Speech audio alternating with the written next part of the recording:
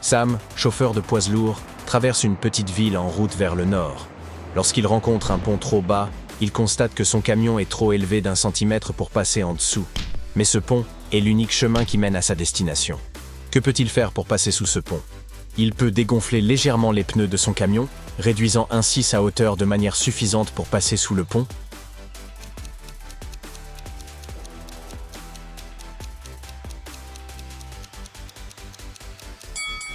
Trois femmes essaient des vêtements dans un grand magasin.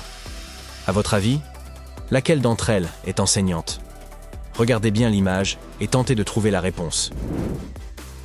Voici une énigme simple mais astucieuse. Monsieur Dupont a 4 filles. Chacune de ses filles a un frère. Combien d'enfants Monsieur Dupont a-t-il?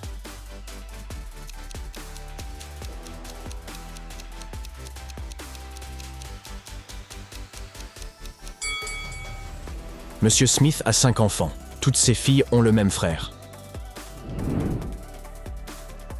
Sarah, d'une beauté éclatante, attirait l'attention de 2 hommes. L'un était médecin, l'autre fleuriste. Ce dernier devait partir en voyage 1 semaine et, avant son départ, il offrit à Sarah 7 pommes.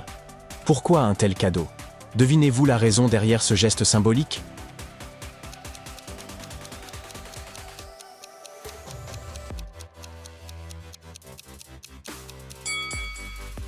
Il croyait sans doute au dicton. Une pomme par jour éloigne le médecin. 3 femmes essaient des vêtements dans un grand magasin.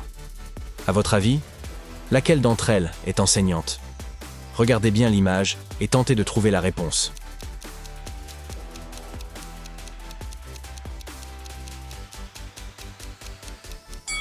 C'est la 3e femme.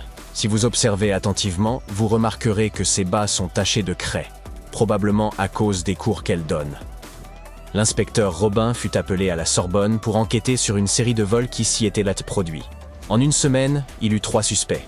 « Que faisiez-vous lorsque le dernier vol a eu lieu » leur demanda-t-il.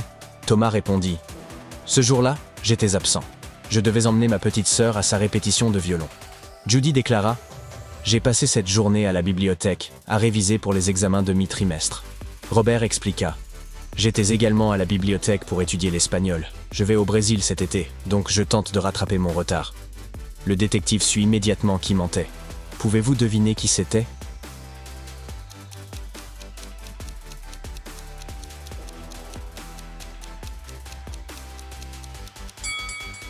C'était Robert. L'inspecteur Robin savait qu'au Brésil, on parle portugais et non espagnol. Il est donc évident que Robert mentait. Sarah était dans sa chambre d'hôtel lorsque quelqu'un frappa à la porte. En regardant par le Judas, elle aperçut un homme se tenant à l'extérieur. « Désolé de vous déranger, je suis le directeur de l'hôtel, dit-il. Notre base de données a planté et j'ai besoin de vérifier quelques informations. » Sarah répondit qu'elle reviendrait dans un instant, s'éloigna de la porte et appela la sécurité. Elle affirma qu'il y avait quelqu'un dans l'hôtel qui tentait de la voler. Comment le savait-elle?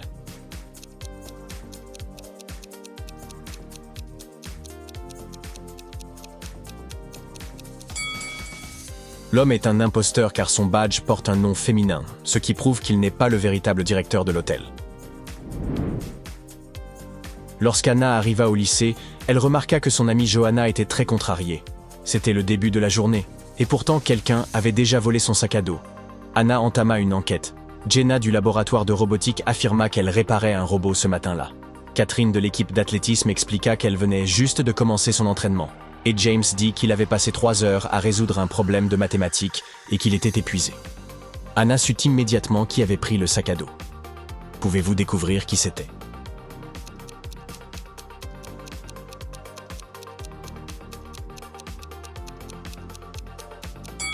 C'est James. La journée venait tout juste de commencer. Comment aurait-il pu être là depuis déjà 3 heures? Lors d'une fête, il y avait 9 bonbons dans une boîte. 9 personnes prirent chacune un bonbon, mais un bonbon restait encore dans la boîte. Comment est-ce possible?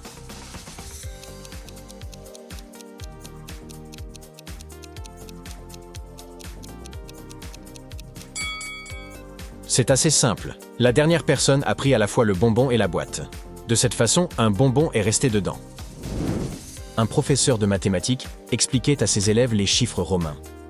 Puis, il leur demanda de tracer une ligne et de transformer 9 en 6. Sa seule condition était que les élèves ne pouvaient pas lever leur stylo du papier avant que la ligne ne fût terminée. Marc fut le premier à accomplir la tâche. Comment a-t-il fait?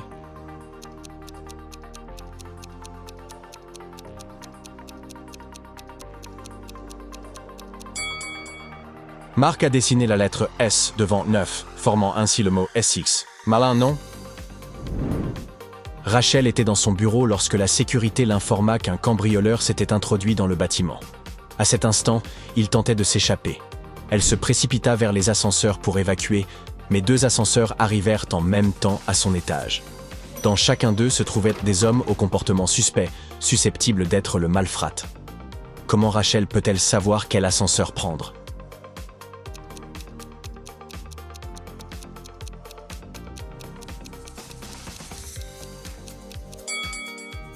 Celui qui monte. Si le voleur essaie de fuir, il se trouve dans l'ascenseur qui descend.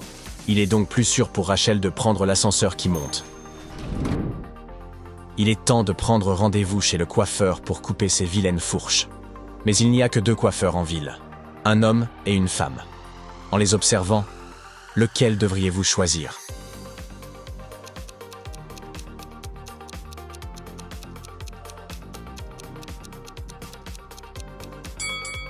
La femme, bien sûr. Si ce sont les 2 seuls coiffeurs en ville, cela signifie qu'ils se coupent mutuellement les cheveux. En observant la coupe que le garçon a faite à la femme, il est évident qu'il ne maîtrise pas son métier. Il est donc préférable de la choisir elle. Le propriétaire d'une boutique de soins pour la peau, haut de gamme, appela la police après un vol. Il n'avait pas vu le coupable, mais selon les enregistrements des caméras de surveillance, 3 clients se trouvaient dans la boutique lors du vol. Les enquêteurs interrogeaient chacun d'eux. Michel affirma qu'il achetait des produits pour ses animaux. Khadija dit qu'elle s'intéressait aux crèmes hydratantes.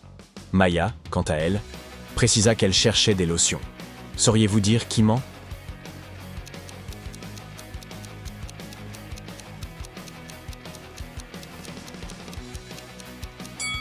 Michel est le coupable. Cette boutique de soins de la peau ne vend pas de produits pour animaux de compagnie, enfin. Par un après-midi pluvieux, Miranda avait décidé de travailler depuis son domicile. Après s'être absentée quelques minutes pour aller à la salle de bain, elle constata à son retour que son téléphone portable ainsi que son argent avaient disparu. Or, 3 personnes se trouvaient alors dans la maison. Betty, sa sœur, déclara « Ce n'était pas moi. J'étais encore profondément endormie. J'ai veillé très tard la nuit dernière. » Sa seconde sœur, Anna, affirma « Je me promenais dans le jardin au moment des faits. J'observais la floraison nocturne d'une orchidée. » Quant à Johnny, le compagnon de Miranda, il répondit « Je suis rentré à la maison vers l'heure du déjeuner, pas avant. » Parmi ces 3 suspects, lequel est responsable du vol de ses affaires?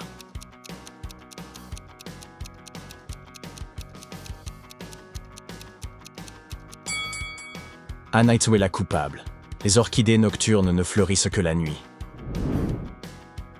Le jour d'Halloween, Karine décida de visiter seule la maison la plus effrayante du quartier. Dès qu'elle entra, la porte se verrouilla derrière elle, la bloquant à l'intérieur. Heureusement, elle aperçut 3 issues possibles. Derrière la première porte se trouvait un serpent venimeux, derrière la deuxième, une fuite de gaz toxique, et derrière la troisième, un lac. Quelle porte devrait-elle choisir?